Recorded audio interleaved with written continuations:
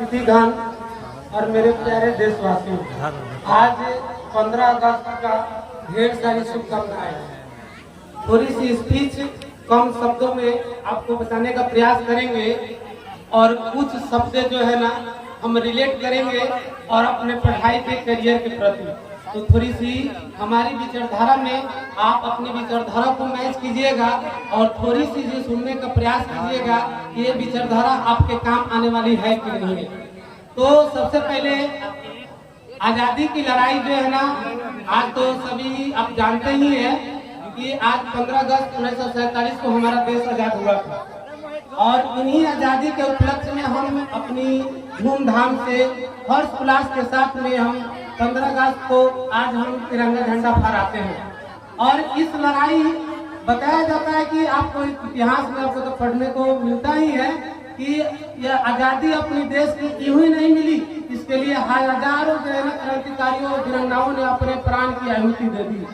तो उस आजादी के उन वीरांगनाओं को याद करने के लिए आज जो हम लोग जो ना 15 अगस्त को हम लोग उस तिरंगे झंडे को जो है ना फहराते हुए याद करते हैं और वो सबसे देश की सबसे सर्वोच्च खुशी है।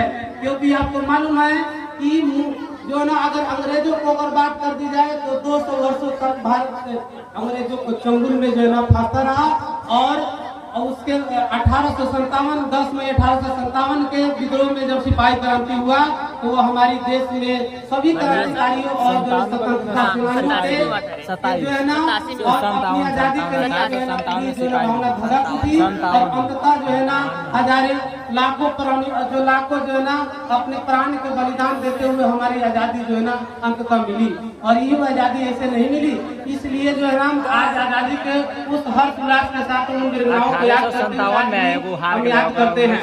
तो ये तो बहुत है संक्षिप्त में हमने बताया, इसके इतिहास पूरा भरा पड़ा है।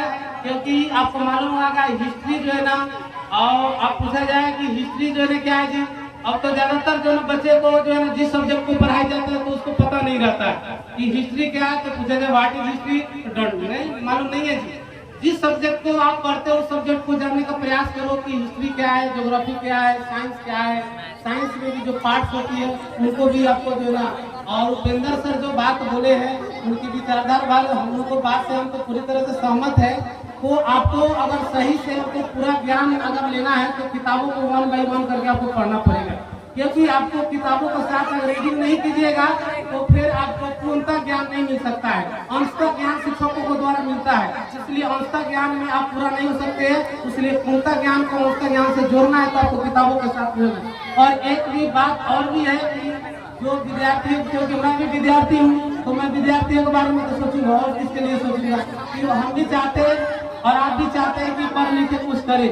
हर अपने माँ बाप भी चाहते हैं अपने बेटों बेटियों को कुछ नाम रोशन ये सब देखना चाहते हैं। और इसी हम लोग पढ़ते हैं और हम लोग शिक्षक के द्वारा जो है ना ये संस्थानों में जो पढ़ाया जाता है और इसी के बीच में जो है ना तो थोड़ी सी बातें हम जो बताएंगे उस पर थोड़ा सा आप ध्यान दीजिएगा कि सबसे पहले आपको जो है ना सब्जेक्ट का जो है ना फोकस करना है। सब्जेक्ट के बारे में जैसे जैसे सब्जेक्ट आप पढ़ते हैं उसके बारे में पूछता खाली एग्जाम पास करने के लिए मत पढ़िए।